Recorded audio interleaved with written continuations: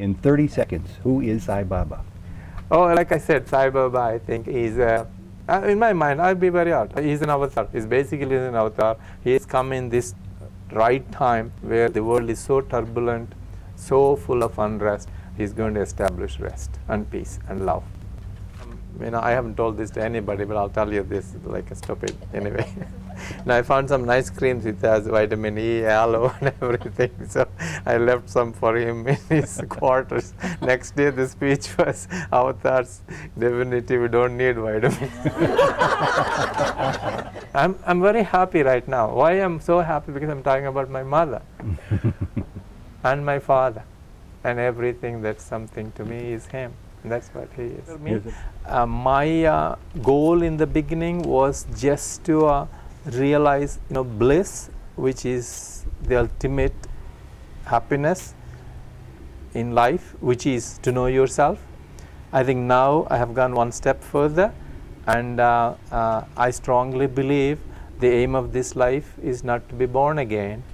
And so what do I want now is to be merge in his feet, and that'll be the end of my life cycle. Internationally known heart surgeon Choudary Voleti volunteers at the Indian super specialty hospitals of Holy Man Sri Sathya Sai Baba. Many years of very close exposure to Sai Baba have resulted in countless interviews and lessons learned. Welcome to Souljourns. This interview was recorded in May 29, 2002 in Pepper Pike, Ohio. Oh, it's very complex, but I come 200 miles from where Pepper Pike, that is Swami Saramayas, but for first 53 years of my life, I had no idea, I had some vague opinion about some holy man making, holy ash for people, nothing more, nothing less. The thing that actually drew my attention was the charity hospital. And when a cardiology friend of mine told me that there is this hospital that's totally free heart surgery in South India, in Anantapur, which is the poorest of the poor, it was such an oxymoron. I thought I should check it out myself. And I went to the hospital, has no clue that I was going to see Sai Baba. I only went to see the hospital and then met Sai Baba. What did you think of the hospital, and what did you think of Sai Baba? Oh, the hospital is out of this world. It's come to known now, a temple of healing. That's what it is called. It's not just called a hospital. And the reason it is called a temple of healing is the emphasis is on not just the physical ailment. Its emphasis is on the correlation of developing both the cure process for the disease, cure process for the soul, and the cure process for the mind, what we call a total approach to the disease. How can the soul be cured? The soul can be cured by evolution, but the first step in that evolution is to realize that we all have a soul. And then your second question about what do I think of Sai Baba, in the beginning I had no idea who he was. And then, introspection, and then my own evolution, and I think my own spiritual upbringing made me realize that he is a God's man. And then more evolution realized he is an avatar into this world at the right time to make human beings better people. A Christian a better Christian, a Hindu a better Hindu, a Muslim a better Muslim. And for those totally uninitiated to the name, to the form, to even what an avatar is, how do you convey to somebody who's perhaps eager to know, but innocently ignorant of what an avatar is, what it can possibly mean to be a God-man, to be the incarnation of God? How can you begin to approach that subject with clarity for those who are uninitiated? In very, very simplistic way, you see, Gita, or we call Gita, it's Bhagavad Gita. That's the quintessence of the Indian philosophy. And when it was written, we know it was written by Valmiki, and it was written in excess of 5,000 years ago. And that is basically the guide for anybody's life. It doesn't have to be a Hindu. Max Muller is probably one of the earliest Westerners who realized the significance of Bhagavad Gita. And it's also a sense of Vedas. And even Einstein's study was aligned with Vedas and Bhagavad Gita. And in there, it's very explicitly said that when times become worse, when evil dominates good, then God will appear in a human form to restore dharma or righteousness. So that concept is there, not alien, at least to the Eastern society. And so it's very easy for me to comprehend very quickly that Sai Baba is an avatar for that explicit purpose. And is Sai Baba, I know the answer to this, for everyone right now, or is he for those who are seeking him out? You shared with me 3.5 years ago that you would have the medical team that you would take down from Los Angeles, the super specialty hospital, who would include, if I remember correctly, a Christian, a Jew, I think maybe a Buddhist. They had no idea who Sai Baba was, but they were interested in doing this work. Do you find that people hearing his name and learning a little bit about him automatically open up to greater inquiry, or is he not for everyone right now? He is for everyone, but the only qualification I'll make for that statement is he's for everyone at the right time. So those who even travel to Puttaparthi in India and see him and receive his darshan, it may not be their right time to know more about him than just what they've heard or seen. Absolutely not. They can see him, but it will not reflect in their what we call as discriminative intelligence. And I'll tell you a very quick example of this thing, because one day Sai Baba himself was asking 3 7-year-olds, where do they come from? The first one said, I come from Bombay city. The second one I come from Calcutta city. And the third one said, Swami, I come from your holy feet. So these two, all three had the same background, same education, same everything. But the third guy was already able to realize what the secret of life is. So you could go to Puttaparthi, but your mind may still be the same when you come back. You exercised your powers of discrimination and discernment rather quickly, if memory serves me correctly, about your discovering Sai Baba. 3.5 years ago, when I talked to you, you loved Sai Baba, you followed Sai Baba, you were devoting your life to Sai Baba. How have things changed? How have times changed? And how has Choudary Voleti changed in your relationship with Sai Baba today? It's very interesting, because it's a gradual progression. And how fast you progress, I think, does not depend on what's happening in this time span alone. The reason I say that is, one day one of a very, very intellectual person with Swami, who happens to be an ex-vice chancellor, asked Swami, and he said, Swami, we must have done something very good in this life to be so close to you. And he said, no. In the past 100 lives, you must have done something good to come this close to me. The same way, easiest analogy to give is, there is a guy who comes and hits the stone 19 times and it doesn't break. The guy comes and hits it the 20th time and the stone breaks. So the stone broke because of all the effect of the first 19 strokes, but the 20th stroke does not know that. So in that way, do I evolve every day? Yes, I evolve every day. And if you want me to ask very quickly to answer me, my goal in the beginning was just to realize bliss, which is the ultimate happiness in life, which is to know yourself. I think now I have gone one step further, and I strongly believe the aim of this life is not to be born again. And so what do I want now is to be merge in his feet, and that'll be the end of my life cycle. Yet, as I like to say sometimes, we're all still fully human. So in your full human dimension, on days that are gray, when you feel out of sync, when you've had nightmares from somewhere and your consciousness is altered, do you ever have any doubts about Baba? Do you ever find yourself with misgivings about where you are on your spiritual path? Yes, always. Unfortunately, always. And that, to me, the way I resolve that issue is in a couple of ways. That's my own way of developing it. The one way I resolve it is a part of evolution. You have to go through this ups and downs. It's not a steady progress, never a steady progress. And number two, that I get over with it is that what we call as illusion, Maya, is nothing but his own other aspect of it, that he's putting through the mill, putting through the test, putting through. So what do I do in those days?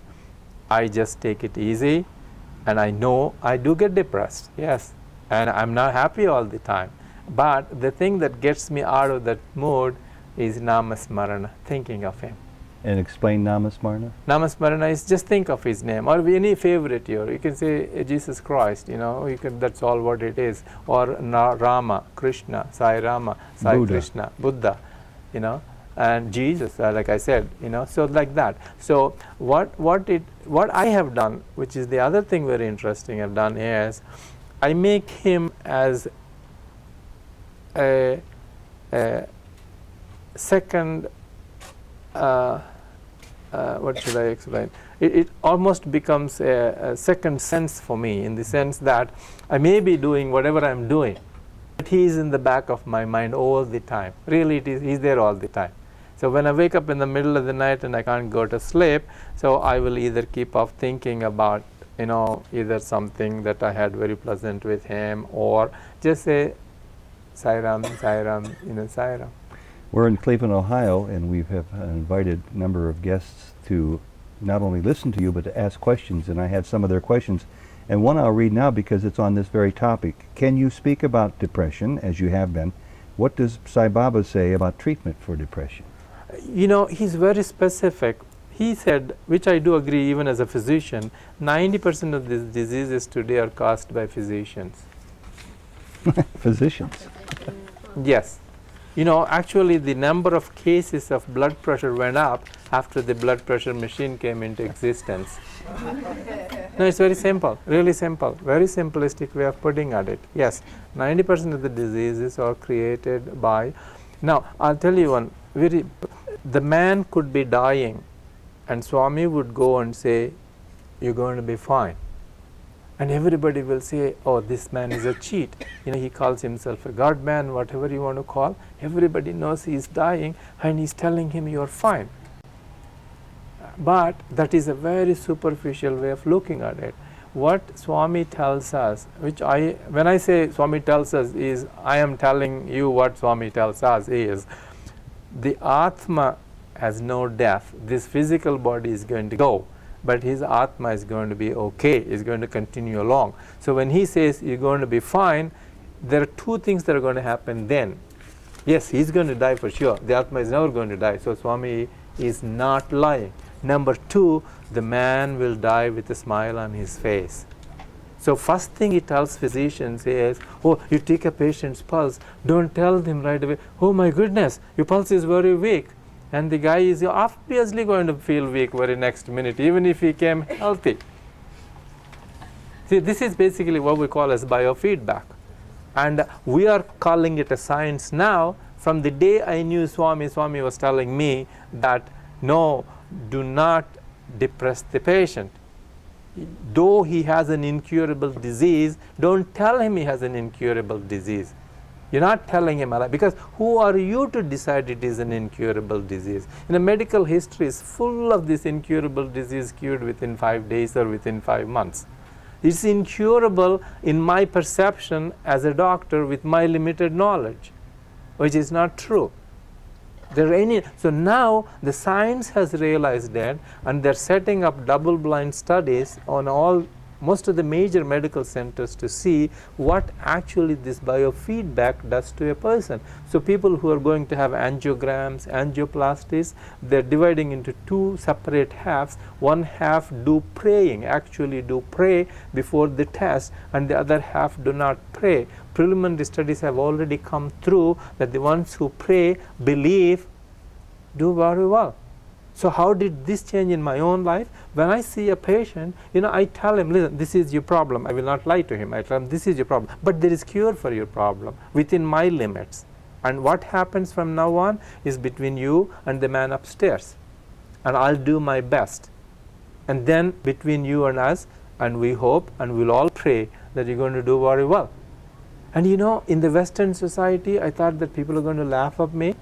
No, everybody, they loved it so much. And they say, oh, this man speaks the truth. That's what I wanted to hear. I didn't want to hear him come and say, oh, I'm the doctor, I'm going to make you better. You're going to be fine tomorrow or something like that.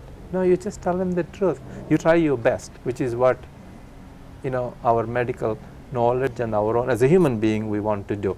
And number two, we also know our own limitations. There's never anything a doctor does is 100%. That's the first thing we need to know, but we ignore it. Number three is patients do know more than we give them credit for. These things are not taught in medical school, unfortunately.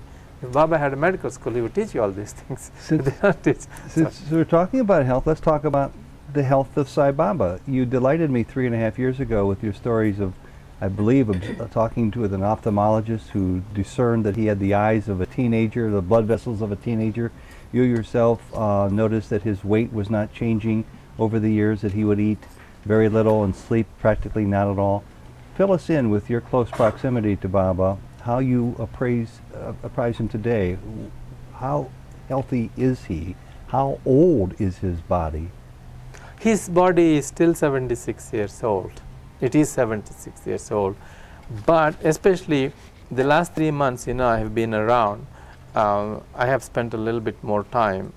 The last time I have spent this close was the week I spent in Kodaikanal. The last 3 months I have been with him.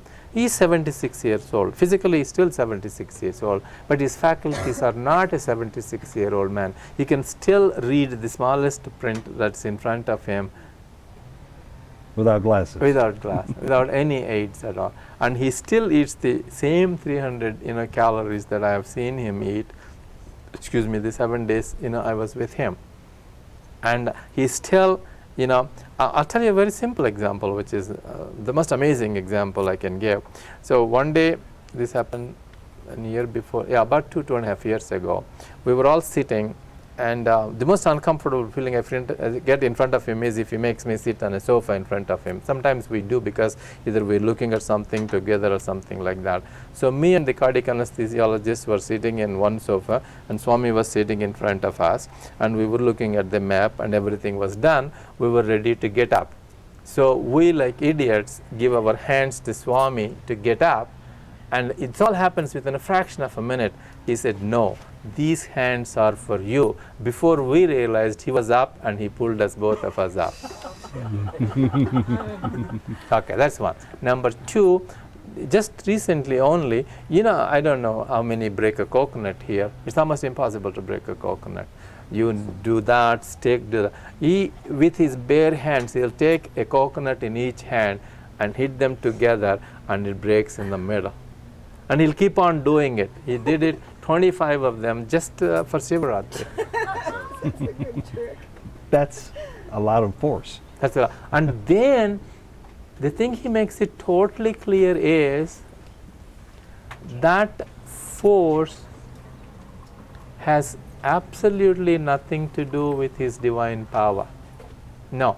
He said this is a typical example of mind over body.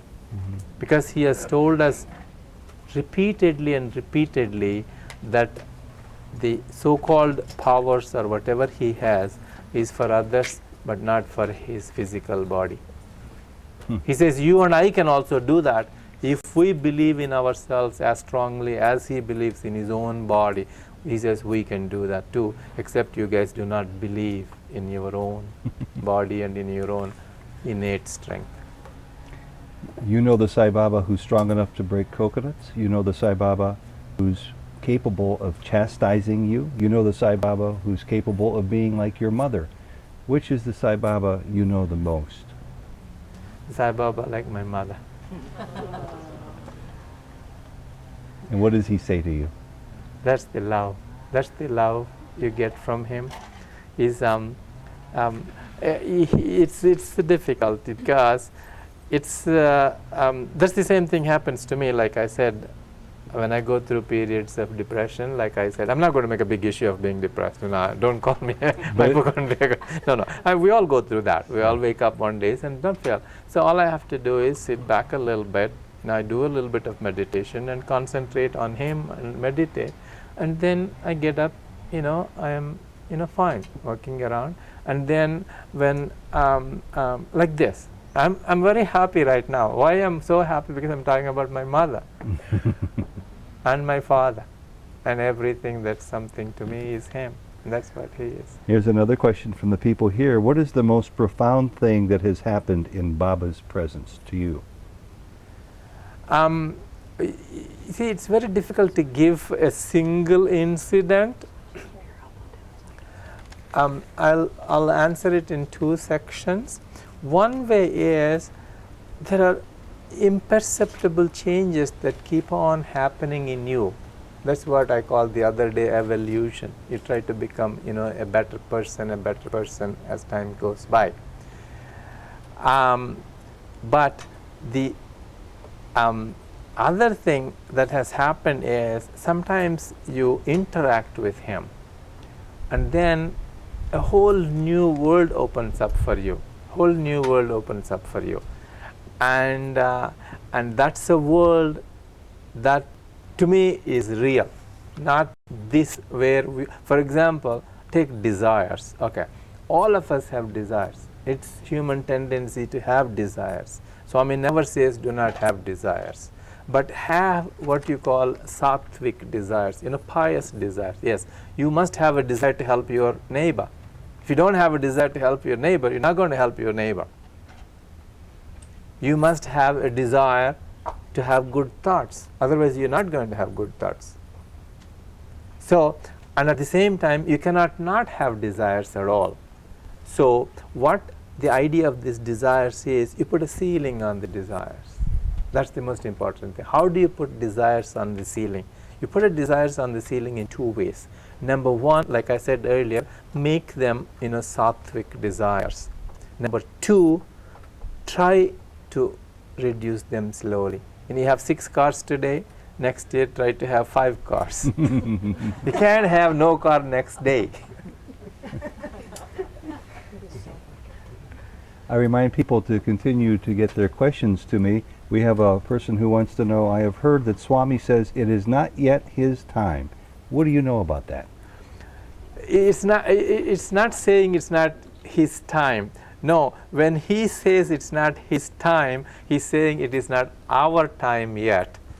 You see, when he's, there are certain things you cannot take on face value what Swami says. I think that's where again your own perception of what he is telling. So he may tell the same thing to 3 different people, and 3 different people will come out with 3 different answers, totally. Oh, this is what exactly Swami said, I heard. And the other guy will say the same thing there. Why do 3 people interpret in 3 different ways?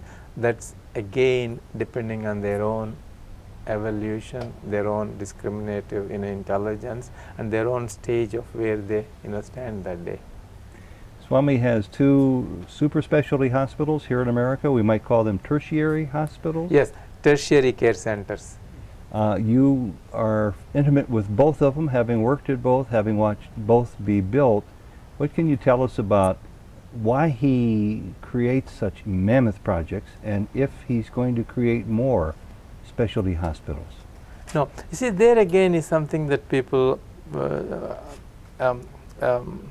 and when I say this, these are my own opinions. I have to go around that. The way I perceive Swami is, Swami is not here to cure the whole world. He wants to drop a stone in a calm lake and you see ripples go by. So whatever Swami is doing, he expects others to pick it up and do it all over the world. He's not going to build a hospital in New York, not build a hospital in Argentina, not build a hospital in Mexico, not even build one hospital in Bangalore, Bombay either. The reason he built it in Puttaparthi And the reason he built it in Bangalore is to say that I am one person. This is a one-man show. And I could build this 300,000 square foot hospital within 1 year. But the only difference between how he builds and everybody else builds is he will tell you the day of completion before the day of beginning. That's the difference here. And it's So- usually within a year. Yes. Or So general. So he will tell you that January 22nd, 1991, the hospital will be functioning when he is talking on January 23rd, 1990. Same thing happened when he spoke about this in 1999. The end of it, that in 2001, January 19th, this hospital will open. Yes, it opened. So that's the only place where you get the opening date before anybody even knows that the project is beginning. Swami Sai Baba has inspired people to help bring these hospitals about in the deadline time frame he said. Same with the Centers for Education opportunities, same with the water projects. There's so much that's done. If you have a chance to visit India and see with your own eyes all these projects, do you have any idea why it can't be done elsewhere, even by people who have never heard of Sai Baba's name? Can these serve as a model to replicate similar services for humanity other places around the world? I think that's basically is the aim of Swami. See, the other day he was very clear. This is, that's what I said when you say how do you evolve, because I hear different things, and it is. The other day Swami was. I keep saying Swami. When I say Swami, it's Sai Baba. Let's put it that clear. See, what he was telling is that God is a facilitator. He picks the right people to do the right things. Rarely he does anything by himself. You see, that's basically what is happening here. So anybody can do this, and people have started doing this now. Where does the money come from? Oh, it comes from people who unasked give money. No, I'll give you another simple example. Don't worry about the money. I was there in for his 1996, for his 75th birthday. Nobody asked anybody. There was never an invitation to anybody. There were 1.5 million people. Nobody invited them. They all came. So nobody asks for anybody anything. So people know, see, this idea is coming in this country also now.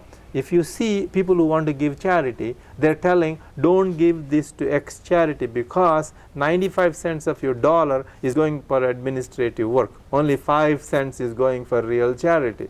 But everybody knows that has anything to do with this organization. You give $1, all 100 cents go for work there.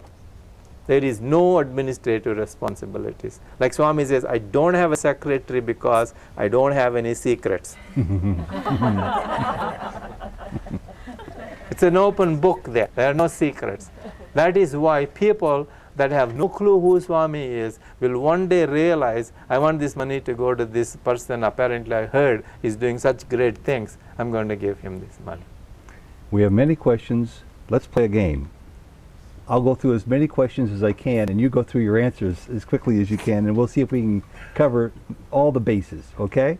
Swami has these mammoth projects serving various avenues of social care, Medicare, and Educare.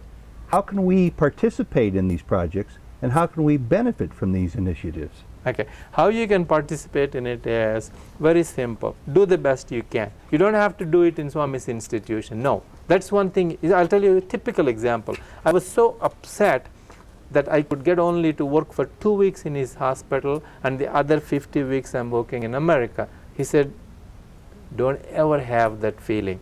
Wherever you're working for people. They're the same people. Whether you work in my hospital or you work in Los Angeles, people are the same.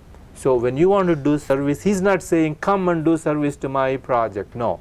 What he's saying is do what you can do in your neighborhood. Tell us about Sai Baba's, some details of his 900 crore, and you'll have to explain what that is, water project. Is it for Puttaparthi only? Will it control floods and droughts? No. See, this water project that he has started now is for Madras city. See, Madras city has a population of, let me guess it. 10 million? 10 million, just a little in excess of 10 million. And unfortunately, more than 50% of them in that city do not have drinking water. 5 million people don't have drinking water in one city? Not water to take a bath, not water to flush your toilet, drinking water, cooking water. And how it is supplied is by people making a whole lot of money by delivering truckloads of water and making money out of it. And then they drink any possible amount of water that they could drink anywhere from any source, and that makes disease rampant. And the government has been trying, and it would not do anything for the last umpteen number of years. So then finally Swami realized if anybody has to do this for these people, he is the one who is going to do that. So that's how on January 19th he announced that he has this 900 crore. For people who are listening here, 900 crore comes to about a little over $240 million. But the thing with Swami is this, that's the starting point. You see, when he started his water project in Puttaparthi, he said it was 70 crores, which is about 20 million. It ended up as 270 crores. So, which is 90 million. So this, he's starting at 230 million. God knows where it's going to end up, because this escalate, and that's what he wants to do. You said the super specialty hospitals are healing temples, providing a cure for the soul as well as the body and mind. Is there a specific treatment for the soul, spiritual healing, number one, and number two, is there a place for energy healers, vibrational healers to volunteer at the super specialty hospitals? Yeah, like I said earlier, the first concept that Swami always said was you have to treat a person as a person, not the disease as a disease entity. The thing we have in this country is every disease has a code. So you go by a code. You don't go by a person. You go by a code. He is code number so and so and so. That's what the disease is. But in his hospital, it's not that way. So when somebody, even very, very smart, very successful doctors ask me, "Oh, why does Swami waste so much space in his hospital when you walk in? He could use it for a lab. He could use it." And I tell them, "Listen, buddy, there's enough room for the lab. This space here is so that the patient starts realizing, looking inside, see why he was sick, how he got better, how he could be, a better person." And invariably, if you talk to any one of them walking out of that hospital after they are cured, they will tell you that I am a totally different person. And here I'll give you one example which will sum it up totally. There was this guy, the poorest of the poor, is a truck driver. His daughter had a hole in his heart. And then, so he brought her all the way from about 1,500 miles. So everything went very well. And then he realized, what can I do to Swami? What can I do to this place? He has no resources. He couldn't do anything. You know what he did? He said, from this day onwards, I'm not going to stop smoking. I'm going to stop smoking, and I'm going to stop eating meat. That's what I'm going to do. And he did it from that day onwards. This person has 4 quick questions. They're all on the same theme, so I'll just ask them. Does Sai Baba call certain people only to him, such as yourself? How does he do this if he calls certain souls? Does he manifest in order to reveal himself to us? Is he encouraging us to develop the divinity within ourselves? Yes, the last part of the question is absolutely true. He is trying to see, in olden days, the idea was you have to kill somebody to get rid of evil. That's not what it is today. No, you can't go on killing people. Like Gandhi said, if you take one eye for an eye, there'll be a whole lot of blind people in this world. No, that's not what the idea is. The idea about Swami is to make a person a better person. So to improve you as a better person, I think that is what his main theme is. And why does he seem to call just special people, I'm coming to people? That. So why does he call certain people? Like I said earlier, all of us have a role to play in this. That destiny is already decided. It's already decided. We have. And then what he does is, I think, depending on who he needs at what particular time point, he brings them to himself so that they can do what they have to do. That's the only way. And the rest of the people, there's so many good people in this country that go out and do good things. But I was chosen, I felt that I should go there and then do something at that moment, because he needed somebody to put the program back on track. That's the only way I can look. That's what people tell me, sir, you came here to put us back on track. That's all I did. I didn't do anything. So I asked him the same question one day. Why me? What's going on this? He says, don't you know the surgeon is only as good as his instruments? So he picks up instruments and uses them at the right minute. And you know, if you have an orchestra, if everybody plays at the same time, it's chaos. Orchestra is everybody plays in his turn. Mm-hmm. And the conductor decides whose turn comes when. And Baba is the conductor. Question about working, doing Baba's work, helping humanity, and deriving a livelihood from it, which people need. For those of us who earn our living teaching and doing healing work, Swami says education and healthcare should be freely available to all. How do we do this? How do we earn our living? Okay. No, Swami never said to anybody, don't earn. He says, but earn in a dharmic way. Earn in the right way. Earn, but don't earn more than what you need. How do you know what? He gives again a simple example. Your shoe is size 9. You can't wear 11, you can't wear 7. One is too big, one is too small. So that is where again the discriminative capacity comes. You earn enough, that's for you. Don't earn too much so that you don't know what you do, and then you automatically become a breeding house for bad habits. Don't earn too little. If your potential is there to earn more, earn enough. And that way, first you are earning, but earn in a dharmic way. That's what you have to, earn in a dharmic way. And then you do service. You're a teacher, be a better teacher. You're an engineer, be a better engineer. You're a doctor, be a better doctor. Have compassion. See, for example, I can talk to you about only doctors. I can't tell you how to become a better teacher. No. But you're a doctor. Okay. What he's trying to tell us as a doctor is, don't put money ahead of the patient. Number 2, treat them as human beings. And number 3, have compassion. Have real compassion. You may not cure everybody, but have compassion. Like he says very simply, which is something, you cannot oblige everybody, but speak obligingly.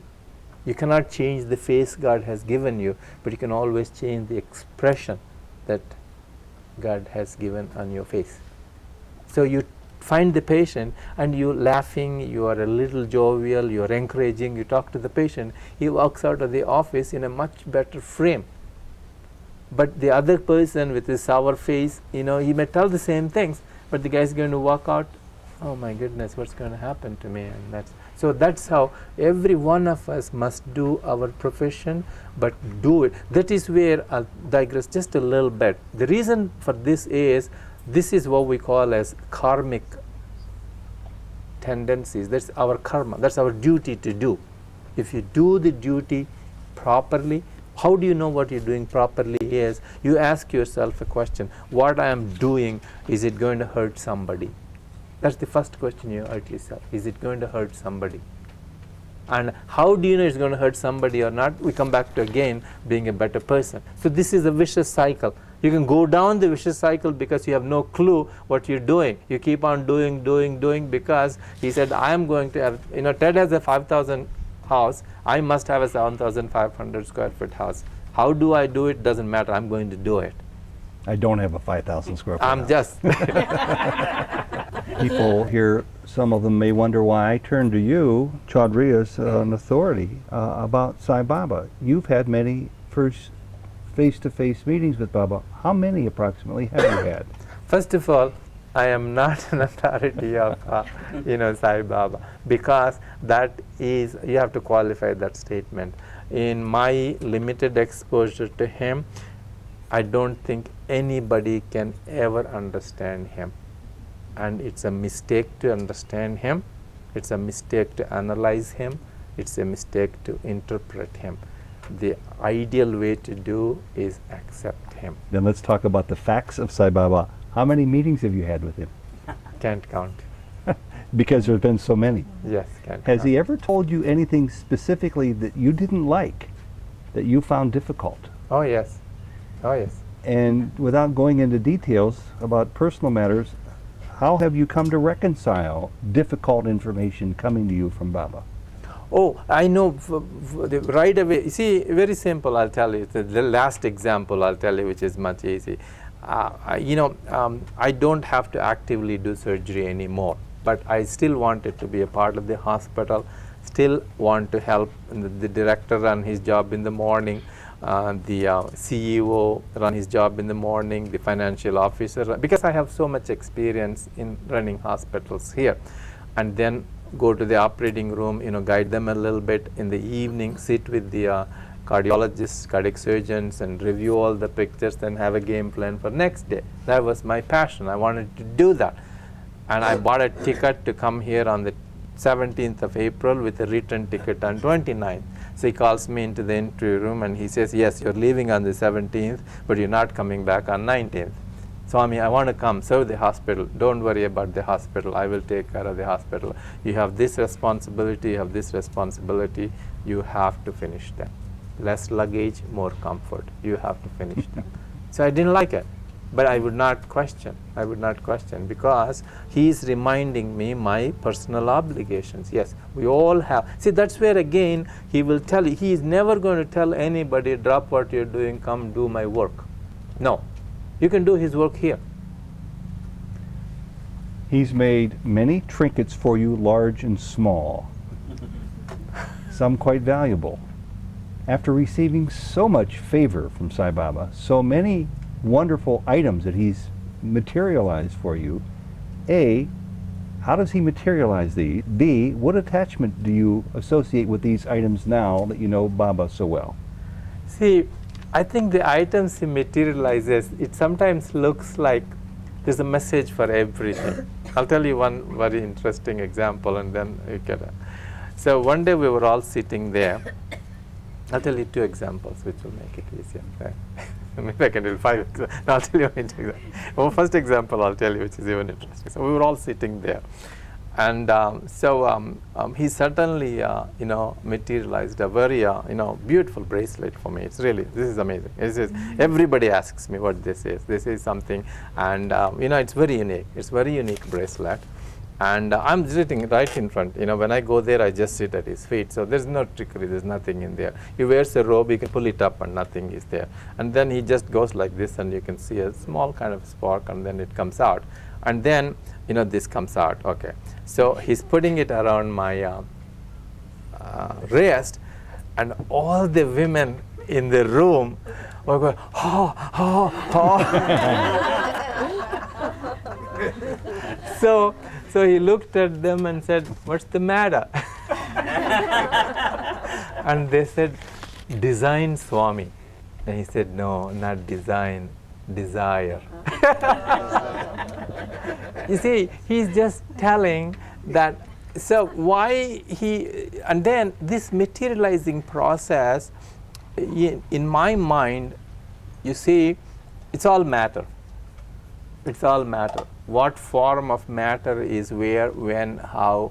So he can materialize any matter into any matter. I've seen it happen, umpteen number of times. I can go on and on and on and on.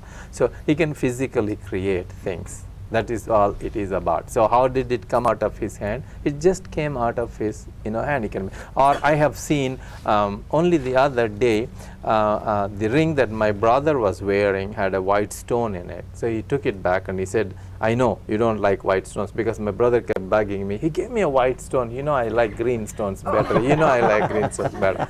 Okay. So so he took it back and he says, okay, fine. So he just took it inside his hand, and then all he did was 3 times and opened his hands, and there was a green stone on it, and put it on his hand. So it was green stuff. And then the other thing I can tell you, so what is the reason of this? The reason of this comes if I explain the second incident, which is, I'm sure some of you heard it, but it's so nice. I think you don't mind hearing it again. That's my opinion. I'll tell you. No. The reason is this, very simple, is we were sitting in the interview room one day, and he suddenly asks these questions that all of a sudden suddenly boggle you totally. Oh, you're a surgeon. I said, yes, I'm a surgeon, Swami. You know that. Why you ask? I says, okay. And then, well, how come you're wearing a ring on your finger? I said, Swami, this is, Lord Balaji, which is Narayana Balaji. It's about the same. That is, oh, Lord Balaji, Swami, I'm wearing this. Oh, Lord Balaji is your favorite god, isn't it? And I said, no, Swami, you and Balaji are the same. I never make any difference out of both of these things. So then he says, but you have to clean your hands, you have to scrub, put gloves on, and what do you do with this? And I said, no, I have to be very careful, Swami. I have to take it out and put it in my, scrub jacket inside. I'll make sure as soon as I finish the surgery, take the gloves off. The very first thing I do is I reach into my pocket and put it back on in again. Oh, is that how you save? Oh, man. So it's a conversation, just a simple conversation. I thought that was all it was. So he started talking to other people, and some time goes by, and then suddenly he looks at me and he says, take your spectacles off. That's what we call glasses, and he calls spectacles. So I said, that's one thing I do now. I am serious when I say this. He tells me to do something and I will do it. Seriously, I will do it, because I am totally convinced in my mind that it's for my good. At that minute, I may not think it's for my good, but I know it's for my good. That's why I canceled my return ticket. So he said, take your glasses off, and I took my glasses off. And then again, the same way, he was going around like this. And I know nothing is there, because he has already done many things, opened his hand, gave vibhuti to people and things like that, and he has only a robe, nothing else, it's just a robe. So then, all of a sudden, this beautiful pendant comes out of his hand. And the chain comes out of his hand, and then there is a pendant at the end of this chain, which is exactly the same replica of this ring, same replica of this ring. And then he puts it around my neck, and he says, you don't have to worry about losing now. It will always be there, and you don't have to worry about taking. So you see, so this is when you say this, then you get a perspective that there is a rationality behind what he doesn't just give it to show off. He does it sometimes. For example, I'll give you one other really interesting example. I have a cardiac anesthesiologist who goes with me, and he materialized like this a ring with Shirdi Baba. And I know this guy has no clue who Shirdi Baba is, and he's all Sai Baba devotee. And then he gave it to him, and he was looking. He said, that's not for you, that's for your wife, because your wife only believes in Shirdi Sai. Which is totally true. When we came out and I checked, and I said, yes, my wife doesn't believe much in Swami. She only believes in Shirdi Sai Baba. And it fit her ring finger perfectly. Several quick answers to several quick questions. Sai Baba's hospitals are doing a great service, but does Sai Baba take any medication himself? So far he has not taken any medication that I know of, and there is not even vitamins. The other day specifically he told us all, that may have been my own mistake. Because I found some nice, sometimes we do things which are I found some, I haven't told this to anybody, but I'll tell you this like a stupid anyway. Now I found some nice creams which has vitamin E, aloe and everything. So I left some for him in his quarters. Next day the speech was, avatars, definitely we don't need vitamins. Next question. I asked it before, I'll ask it again. Who is Sai Baba? I think Sai Baba is, I would say, depending on, he's like a mirror. You see in him what you want to see. And I see in him an avatar come here to make our life better, more purposeful, more goal-oriented, and make the whole world a better place for everybody, not just in India, not just in Andhra Pradesh. What do you say to newcomers who don't understand Sai Baba the way you do and who are quick to judge him in a negative context, spread stories about him, say he's something that he's not, align him with what other perhaps misdirected spiritual groups around the world might be? Do you worry about defending him? And if so, how do you? I never defend Sai Baba. He doesn't need my defense. He really doesn't need my defense. I will never even think of defending him. And also I can extend it to the next step. He never believes in defending himself. He told many times, there are many things that go around and your response to all of them must be ignore them. Ignore them, that's what it is. And my advice to people is do not judge him quickly. Do not judge, because you cannot judge him. But if you want, facts, don't get from see, it's like a second opinion. It's like a second opinion. You want a second opinion. I mean, I've been in practice for so long. A lot of people come, they think, oh, yes, sir, doctor, you're a very good doctor. I know they're telling me that. Most of them do mean it, some of them don't, but still they tell me you're a very good doctor. But I want a second opinion. I tell them a very simple thing. I said, yes, you're entitled. You should get a second opinion, but don't go to the corner drugstore and get the second opinion from the pharmacist. Go to another fully trained board certified cardiac surgeon and get a second opinion. I hope it answers the question. It does. How does one go about volunteering at the super specialty hospitals? What is the process or procedure involved? See, volunteering it there, see, that's another thing is, the volunteering there has very limited opportunities, because you can volunteer as one of two ways, as a professional in the hospital, or as what we call as, Sevadal. To volunteer as a Sevadal is not open for everybody, because their slots are filled way many times. To volunteer as a professional, if you are in any of these professions, yes, you can go and volunteer. We have just a couple of minutes left on the videotape. Can you share with us one most overwhelming clinical miracle you were a part of or a witness to? Oh, the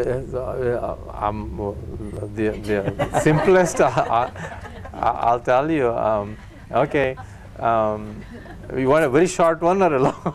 I want both of those. Both. Very short one, I'll tell you. The shortest one, I'll tell you. This is amazing. So every Sunday he come and I say, how many operations? And we'll say, Swami, today is Sunday, we don't operate. Oh, it's Sunday, don't operate. Okay, fine. Just last week I was there. So he comes on, Monday, and he said, how many operations did you do yesterday? I said, Swami, yesterday was Sunday and we didn't do any. No, you can operate on Sundays, and then walked away. What's he saying? You can operate on Sundays, and I walks away. Because they don't tell me everything that goes on. Then I found out they had an emergency that they did the night before. At the hospital? At the hospital. So how does he, So he knows. So that's what is the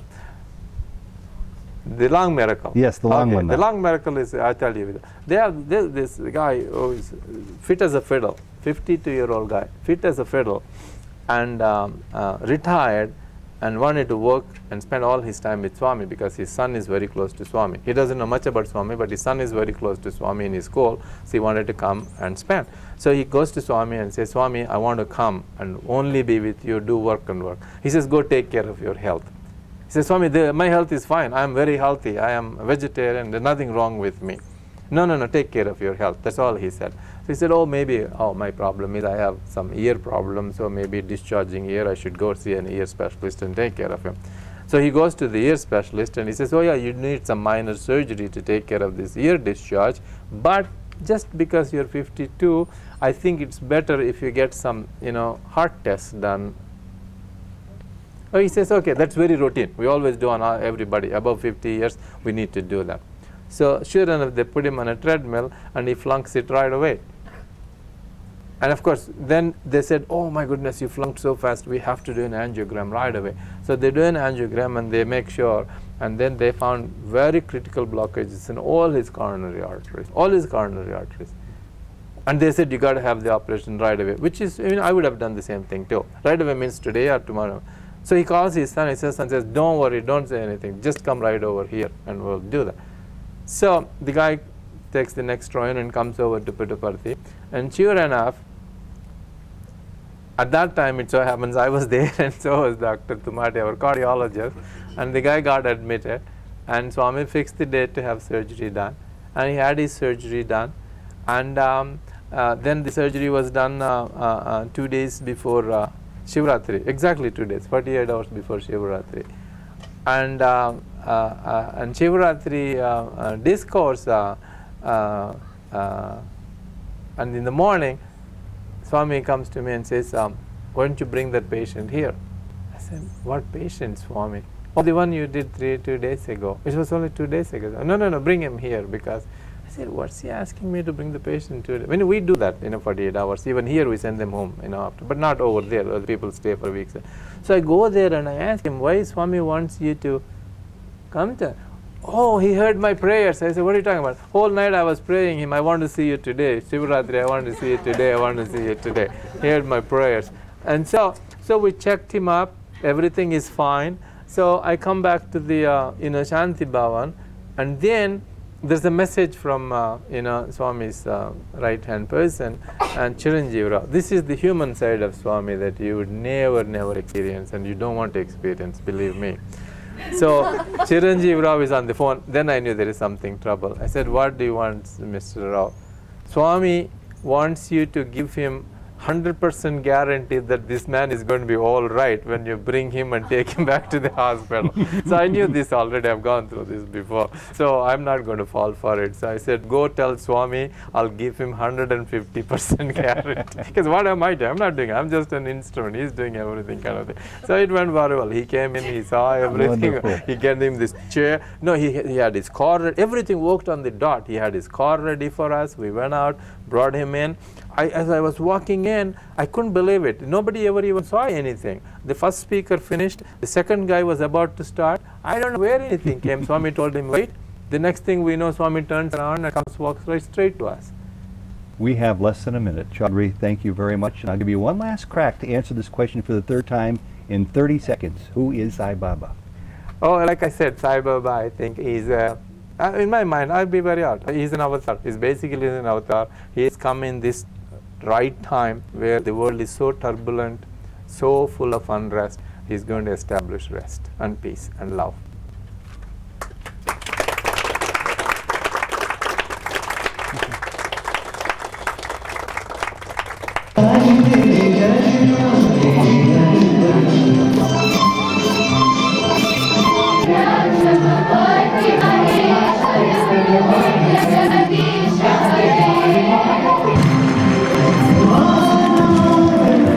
We will take part in the annual sports and games.